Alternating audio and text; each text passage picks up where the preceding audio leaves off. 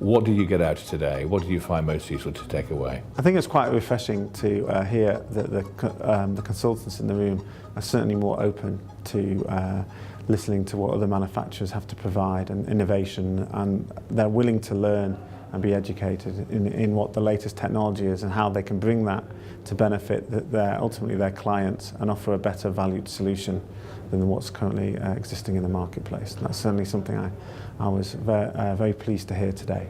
Because they're quite open with their views, weren't they? They were relatively, I thought they might be a bit unguarded, but they were quite open and honest, weren't they? Yeah, and they're happy to share their experiences, and they do want to learn. From a manufacturer's perspective, I got the impression they want to learn, they want knowledge, and they want to ensure they give value to the customer and see it more as a partnership rather than a manufacturer trying to push a product onto a customer, or the consultant really going in with blinkered eyes. Certainly the audience we met today were a lot more open to getting that new knowledge.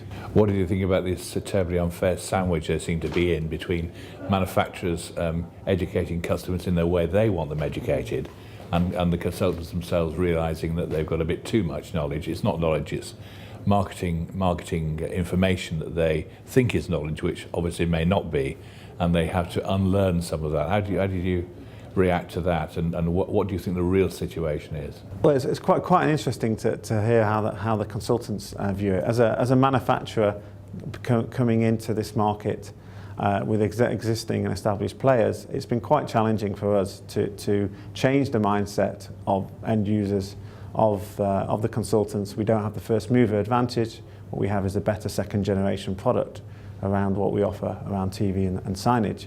So we as a manufacturer have been left with no option but to actually educate the end users and the consultants, so that either the consultant's getting the pull from the end user to say, I know you've got your preferred manufacturers, but this company looks good. Please get them to tender. Please get them to respond as well. Make it an equal playing field, so that we, as a customer, can get your advice and compare like for like. And then equally on the consultant side, we've got to say, look, I know you have your companies you're more familiar with, but you should give us the opportunity to compete on a fair playing field. Because ultimately we feel we can offer better value for money and a better solution compared to what's potentially out there in the market, as we're newer and more innovative. And I think that was and the consultant is concerned that we're going to railroad them with the end user, when really our objective is really to get the consultants more educated and the end users, so that we are in people's mind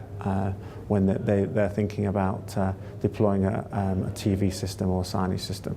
This knowledge of this education thing is a key thing, really. Right? It's diluted all the way down the chain until it's non-existent when it comes to the end user. It's a question of what mechanism one uses to deliver realistic knowledge and awareness of a product, and whose role that is.